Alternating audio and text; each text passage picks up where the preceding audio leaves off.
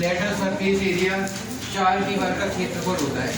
4 walls है ना, अगर हमने 4 वॉल का एरिया निकाला, ये कोई डिब्बा है, उसका 4 वॉल का एरिया निकालें तो वो लेटरल सरफेस एरिया बोला जाएगा।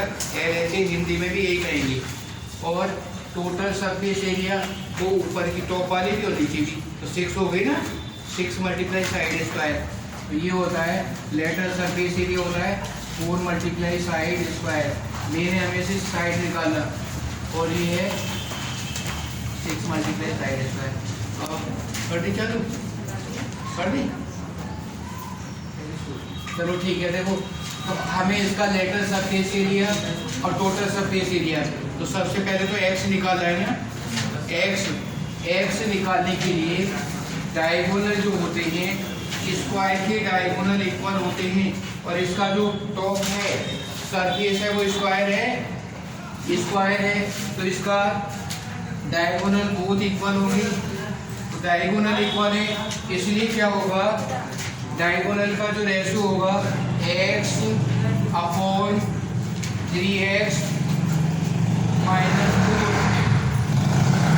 Equal to 2x minus 2 upon 4x minus 6।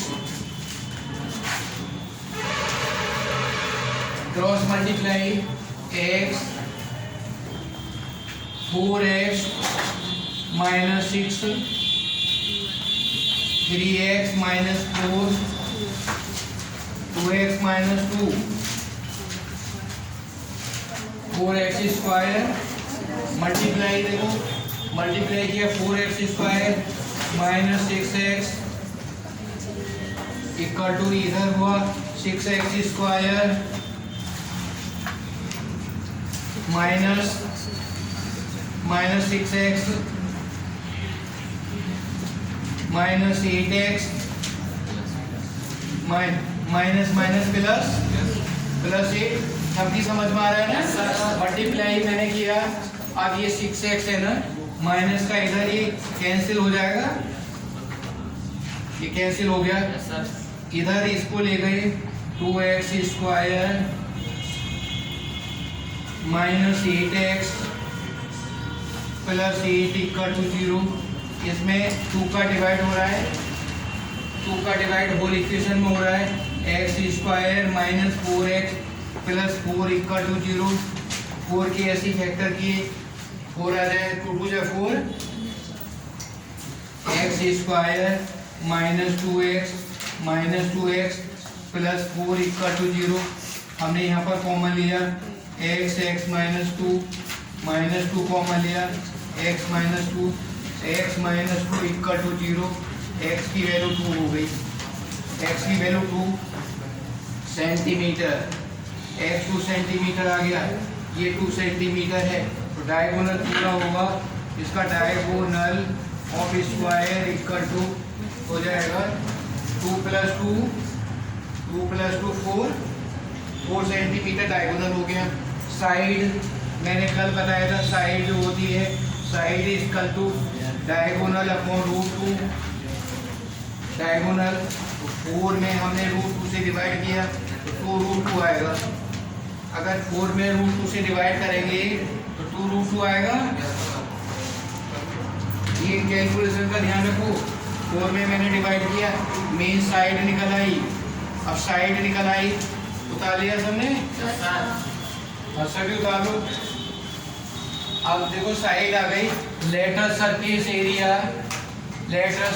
Area equal to 4 multiply side square 4 multiply side 2√2 whole square 4 multiply 2√2 का स्क्वायर क्या होगा गौरव? 2√2 का स्क्वायर क्या होगा प्रशांत? 2√2 का स्क्वायर, हाँ यस तू बता। हाँ यस 8 होगा। 8 2√2 का स्क्वायर 8 होगा। यस सही है, बिल्कुल सही है, 8 हुआ। 8 4 32 सेंटीमीटर स्क्वायर। ठीक है। ये लेटरल सरफेस एरिया आ गया 32 सेंटीमीटर स्क्वायर। इसका मतलब एरिया 4 बॉल्स का एरिया आ गया। अब हमें टोटल सरफेस एरिया निकालना है। Total surface area equal to 6 side square 6 multiply 2√2 whole square 6 multiply 8 6 48 centimetre square. सबकी समझ में आ गया? ये ध्यान रखो, देखो कैलकुलेशन ये है ना, अगर रूट में आ जाती है तो इस तरह से करेंगे। रेशनल नंबर्स, ये रेशनल नंबर है √2, लेकिन जब कैलकुलेशन किया तो रेशनल में आ रही है। आगे अब देखो मिटा दूं सर।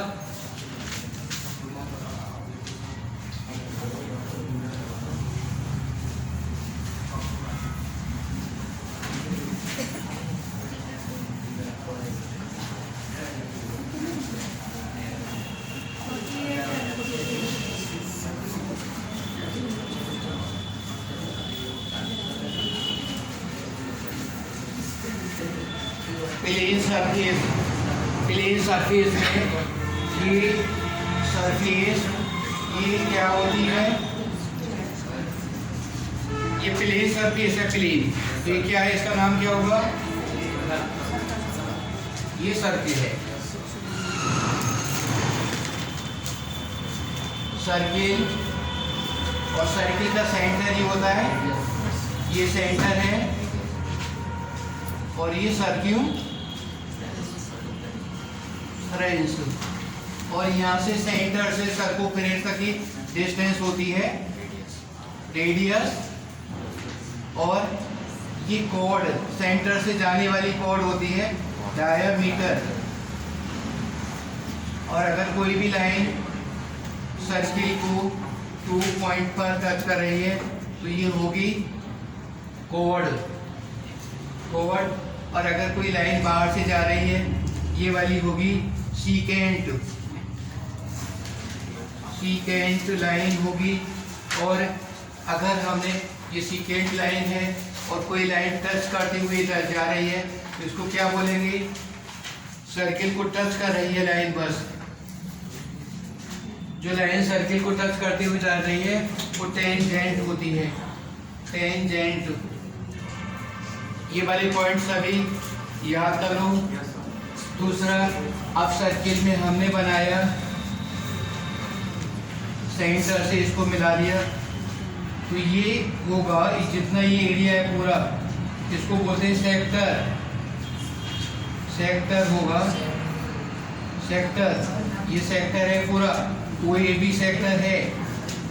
और यहाँ से यहाँ तक की जो लेंथ है ए बी है आर्क, ए बी बोला जाएगा आर्क। आर्क की ये लंबाई होती है, यहाँ से यहाँ तक की लंबाई आर्क है।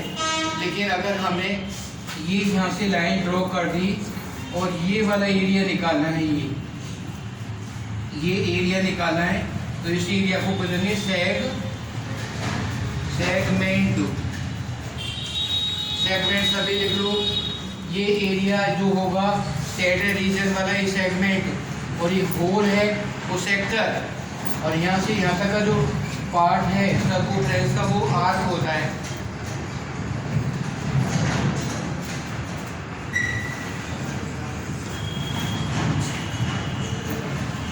अंडे जैसी शेप, इसका नाम क्या होता है? इलिप्स।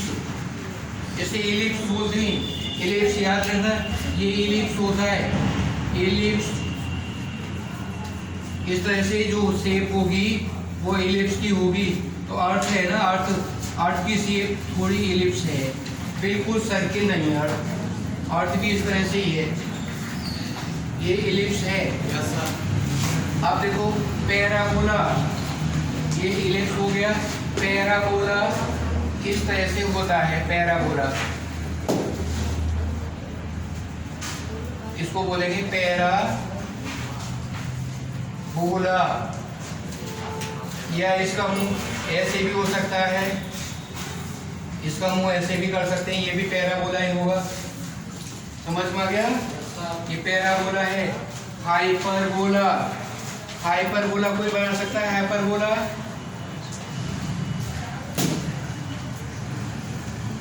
मिटा दो इधर से।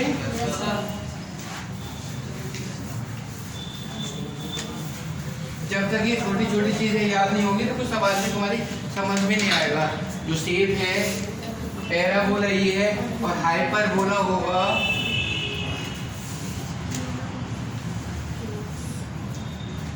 ये। Hyperbola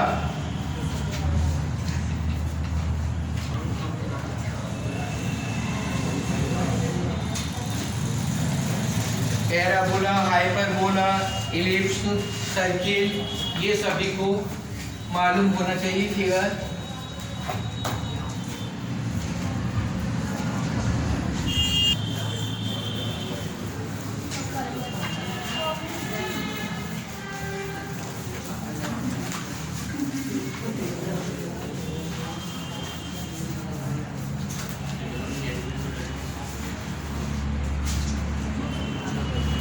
chemistry,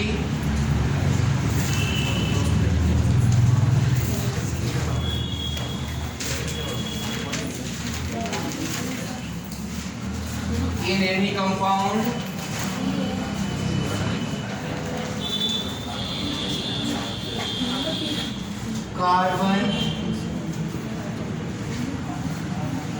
carbon is 37.5%, hydrogen, आवाज नहीं किसी की, hydrogen is 12.5% and oxygen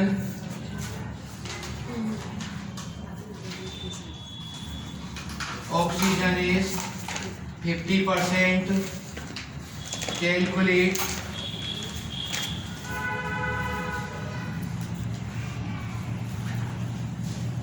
empirical formula.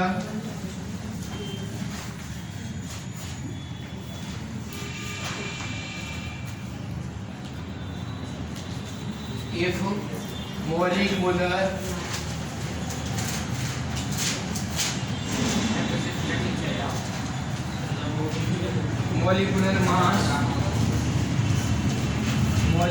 mass is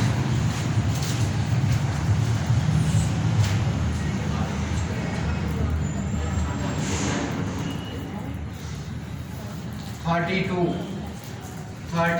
molecular mass is 32. Find the molecular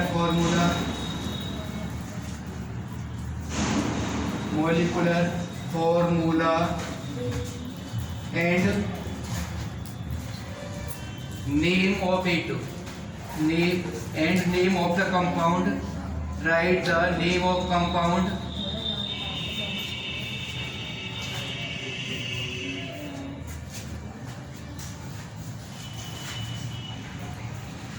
and its structure.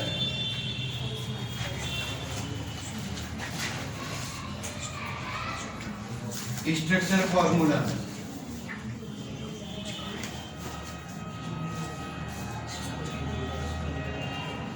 उतार लिया सबने? उतार लिया?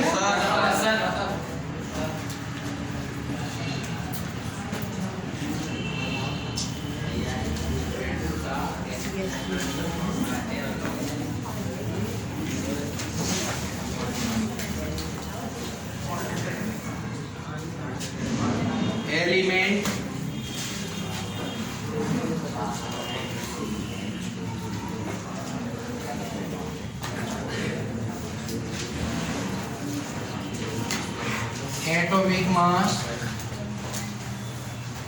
atomic mass percentage upon atomic mass, simple ratio. आवाज नहीं किसी की?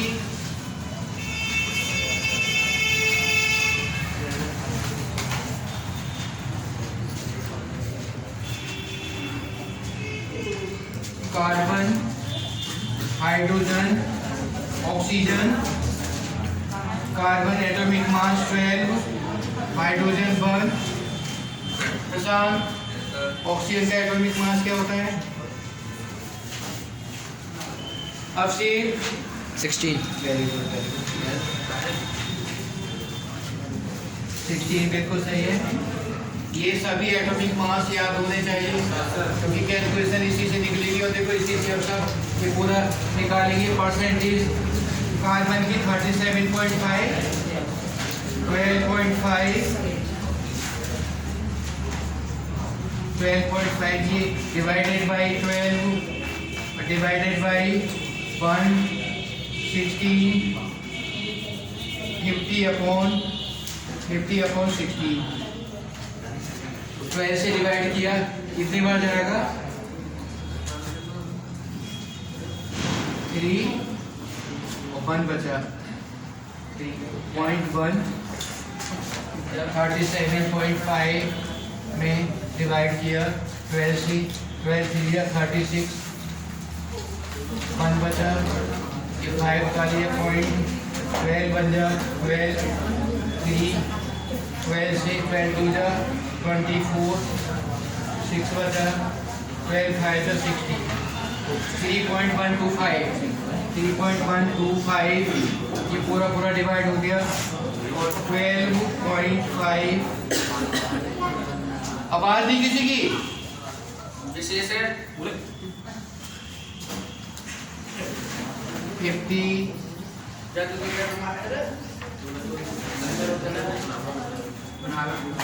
48 2 1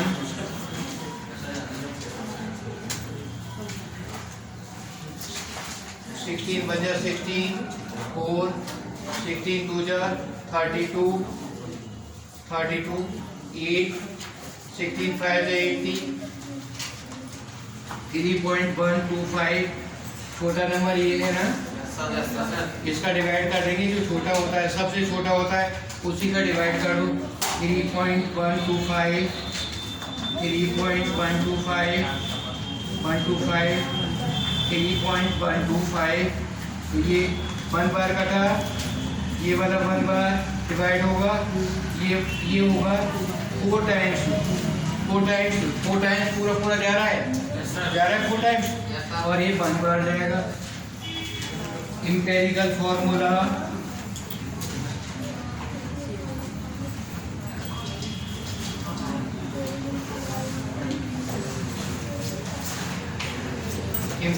formula equal to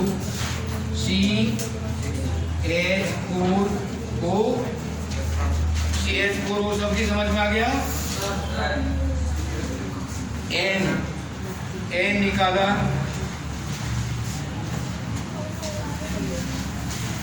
N equal to empirical mass molecular mass upon empirical mass 32/32 equal to molecular mass ही एम्पिरिकल मास, तो इसलिए इसका मॉलिक्यूलर फॉर्मूला भी यही हुआ। मॉलिक्यूलर फॉर्मूला जब n की वैल्यू 1 हो ना तो एम्पिरिकल फॉर्मूला ही मॉलिक्यूलर फॉर्मूला होता है। Molecular formula equal to CH4O, इसे हम लिख सकते हैं CH3OH। CH3OH नाम क्या होगा इसका? इसका नाम मिटा दो इधर से।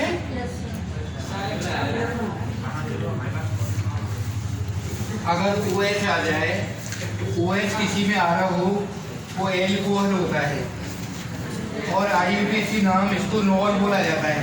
नॉल IUPAC में इसे नॉल बोलेंगे, नॉल। अब कार्बन का कितना है 1, मैथ हो गया और OH आ रहा है तो नॉल ऑल हो गया, मैथनॉल। इसका नाम मैथनॉल होगा। ये कार्बन का 1 है इसलिए मैथ तो हो गया और OH आ रहा है तो ऑल, इसका नाम हो गया मैथनॉल। मैथनॉल ये किसी ने देखा है? मैथनॉल देखा है किसी ने? सभी ने देखा है। स्प्रेड होती है, स्प्रेड। ये मैथनॉल जो होता है ये स्प्लिट होती है, नहीं देखी किसी ने? स्प्लिट नहीं देखी? Split yes. और अब इसका हमने सेकंड वाला लिया, तो सेकंड वाला होगा कार्बन का 2 आ जाए तो C2H5, C2H5OH, इसका नाम क्या होगा बताओ? Ethanol, methanol, ethanol, propanol, butanol, pentanol, hexanol. इसी तरह से आगे होते जाएंगे, सभी एक ही ग्रुप हो गया ना, एक ही इसका फंक्शनल ग्रुप हुआ। इसी तरह से नाम सभी के methanol, ethanol, propanol, butanol, pentanol, हेक्सनॉल, हेप्टनॉल, ऑक्टनॉल, non-knoll, डेकनॉल। अब ये C2H5OH ये क्या होता है? ये किसी ने देखा है? ये अल्कोहल होता है, ये शराब होती है, ये शराब होती है, ये C2H5OH शराब होती है। अब देखो इसका स्ट्रक्चर फॉर्मूला हमने पहली वाली का बनाया, मेथनॉल का कार्बन का 1 और हाइड्रोजन के हाइड्रोजन 3 हाइड्रोजन, और ये सिंगल बॉन्ड और यहाँ पर OH, ठीक है? OH जरूर आएगा इसमें, OH आएगा तो हो जाएगा नॉल। और दूसरी वाले का कार्बन का 2 और इस पे OH आ गया, ठीक है?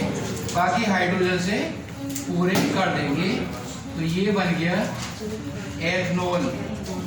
एथनॉल का ये बन गया। तो जनरल फॉर्मूला, इस कार्बन पर हाइड्रोजन 3 है, अब से नहीं है ना, general formula CH3 CH2 OH, general formula सबका बन जाएगा।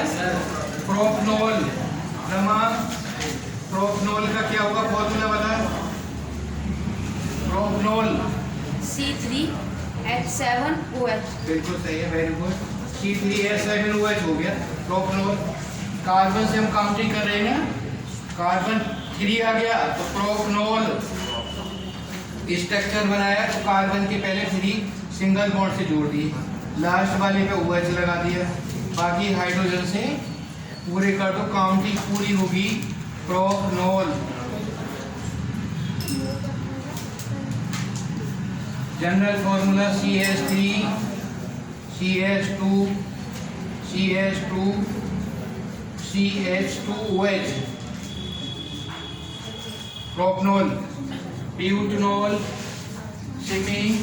ब्यूटनॉल का फॉर्मूला क्या बनेगा? Sir CH4H9 C4H, very good, OH सही है, बिल्कुल सही है।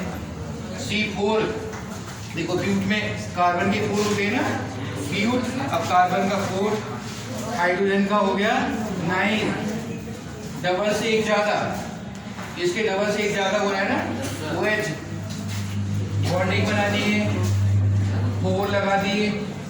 अब यहाँ पर OH लगा दो, बाकी हाइड्रोजन से पूरे कर देंगे, तो ये स्ट्रक्चर हो गई। अब विशेष इसका जनरल फॉर्मूला बताना। CH3 CH2 CH2 OH, और यहाँ पर हम देखो ये बॉन्ड दिखा रहे हैं, सिंगल बॉन्ड कार्बन के एटम के बीच में सिंगल बॉन्ड है इसमें। कल मैंने ट्रिपल बॉन्ड बताया था, डबल बॉन्ड भी बताया, ये सिंगल बॉन्ड, तो ये हो गया ब्यूटनॉल। अब हमने लिया पेंटनॉल,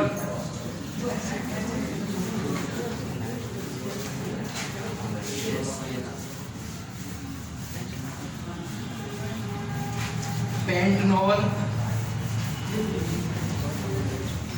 अब से कार्बन का क्या होगा पेंटनॉल का फॉर्मूला? C5H11OH, C5H11OH, बिल्कुल सही है। देखो हम काउंटिंग इससे कर रहे हैं, कार्बन से काउंटिंग कर रहे हैं, तो ये हो गया। अब इसकी स्ट्रक्चर बनी कार्बन 1 2 3 4 5, 1 2 3 4 5, लास्ट वाले पे OH लगा दिया, और ये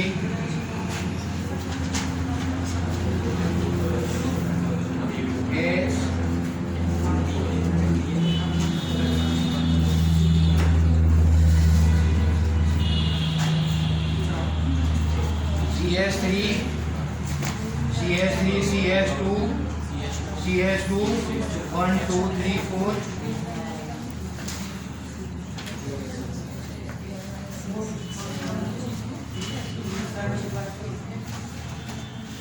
OH ये पेंटनॉल और हेक्सनॉल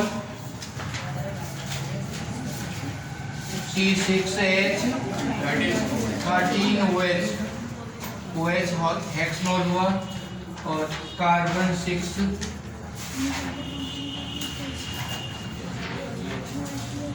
OH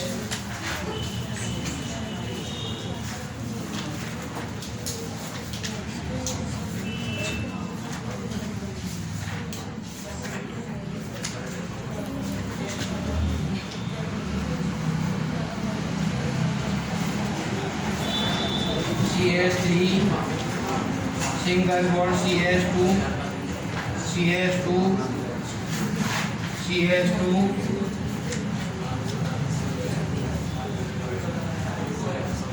CH2OH जनरल फॉर्मूला सभी समझ में आ गया ना? उतार लो सभी।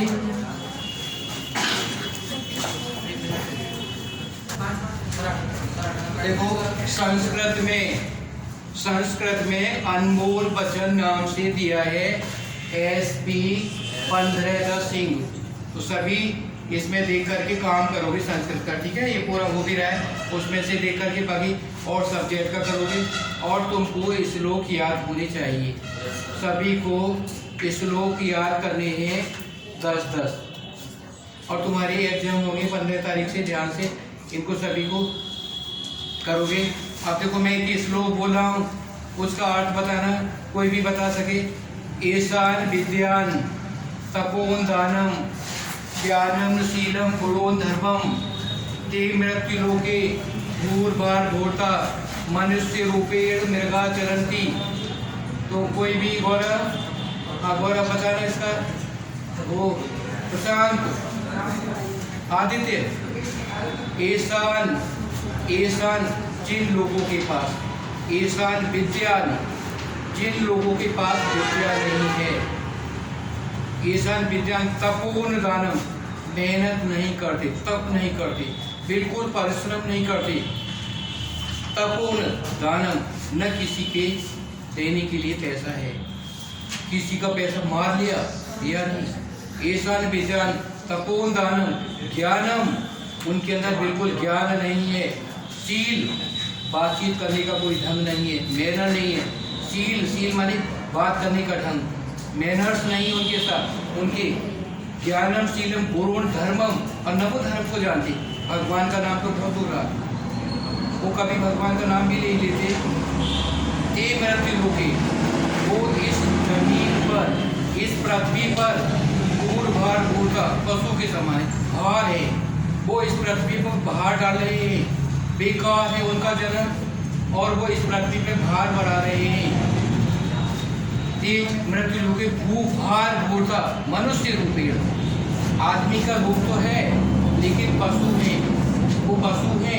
आदमी के रूप में वो पशु है। अंतर ही है कि पशु की पूंछ होती है और सींग होती है, लेकिन उनके सींग नहीं है और पूंछ नहीं है। इसके अलावा बाकी सब उनके गुण है ना, वो पशु की तरह ही है। समझ में आ गया ना? संस्कृत के एक श्लोक का बहुत बड़ा महत्व है। ईशान विद्यान तपोन दानम ज्ञानम शीलम गुणोन धर्मम ते मृत्यु लोके भूर्भार भोटा मनुष्य रूपेण मृगा चरंती। ये मैंने SP 15 सिंह पर एक का अर्थ सहित मैंने इस श्लोकों को डाला है। और तुमने देखा नहीं, वास्तव में हमने तो एक घंटे की जो आधे घंटे से ज़्यादा की वीडियो डाली है, सभी देखो। और मैं ये देखो SP सिंह जादौन वाले पे अभी डालता जा रहा हूँ। हमारी बहुत सारी वीडियो होगी, सभी को देखो, इनमें सभी मैंने ये दिए हैं। ये सब तुम्हारे कोर्स के हैं, अच्छी तरह से ध्यान दो, बहाना नहीं बनाओ। देखो बहाना बनाने के लिए सांप कहे, अगर सांप ये कहे कि भाई मेरे पैर नहीं है, मैं नहीं चल सकता, तो बहाना बनाए। तो बहाना बनाने के लिए तो बहुत से बहाने, देखो बहुत से हमने गार्जियन देखे, उन्होंने मोबाइल पर देख रहे पिक्चर, और हमने फोन किया कि भाई हम ऑनलाइन क्लास चला रहे, तो क्या करें कि हमारे पास मोबाइल नहीं है। हमारे बच्चे मोबाइल में नहीं देख सकते। पिक्चर के लिए मोबाइल है, लेकिन क्लास देखने के लिए बहाना बना दिया कि हमारे पास मोबाइल नहीं, और हमने साथ साथ जाके देखा, हमने घर जाके देखा तो मोबाइल में पिक्चर देख रहे, उसके लिए नेट कहाँ से आ गया। तो ये बहाने देखो गलत है, और अच्छी आदतें सीखो। संस्कृत हमने इसीलिए किया है कि बच्चों के अंदर अच्छे संस्कार हों, अच्छे संस्कारों को सीखो। अरे भाई, किसी की फीस मत मारो, बुरा है। अरे हमने आज जो भी काम किया, हम अपना प्राप्त खुद बना रहे हैं। हमारा देखो, हमारा भाग्य क्या है, भाग्य जरूर होता है। एक आदमी है, जैसे कि अगर हमारी बैंक में तिजोरी है, ठीक है, हमने उसमें सामान रखा, उसकी चाबी हमारे पास होगी और एक चाबी मैनेजर के पास होगी। हम चाहे उसमें से सामान निकालना नहीं निकाल पाएंगे जब तक मैनेजर नहीं खोलेगा, और मैनेजर निकालना चाहे तो नहीं खुलेगी जब तक हम नहीं खोलेंगे। दोनों की चाबी है ना। हम कितनी भी मेहनत करें और भगवान की हमारे ऊपर कृपा नहीं होगी, हम कुछ नहीं कर पाएंगे। और भगवान की कृपा कब होगी?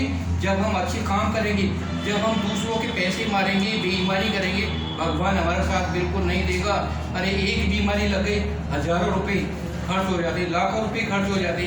तो हमारा भाग्य हमने बनाया, हमने बुरे काम किए तो हमारा बुरा भाग्य बना। भगवान हमारा साथ कभी नहीं देने वाला। और अगर हम मेहनत कर रहे हैं और अच्छी काम कर रहे हैं तो भगवान हमारा साथ देगा, और जो भी हम काम करेंगे वो ईमानदारी से बिल्कुल सफल होगा, ये निश्चित है। लेकिन अगर हम मेहनत कर नहीं रहे, पढ़ा नहीं रहे और खाली बच्चों को वो कर रहे, this is very bad habit. You have to be attentively giving us, this is very important for you that you also note the annex the money of anyone. किसी का भी पैसा मत मारो। अपने पेरेंट्स को, अपने चाचा को, अपना कोई भी है, समझाओ कि भाई हमें पैसा किसी का नहीं मारना है। मेहनत करो, मेहनत से कमाओ, भगवान ने हाथ पैर दिए, मेहनत से कमाओ, लेकिन किसी का पैसा नहीं मारो। और दूसरा, आरोप उन पर नहीं लगाओ, खुद मेहनत करके कमाओ। और ये this is the real purpose in the Bhagavad Gita. Lord Krishna has said, I have dropped all the chapters of Bhagavad Gita in the YouTube channel SP Singh channel. You can see all these in the academy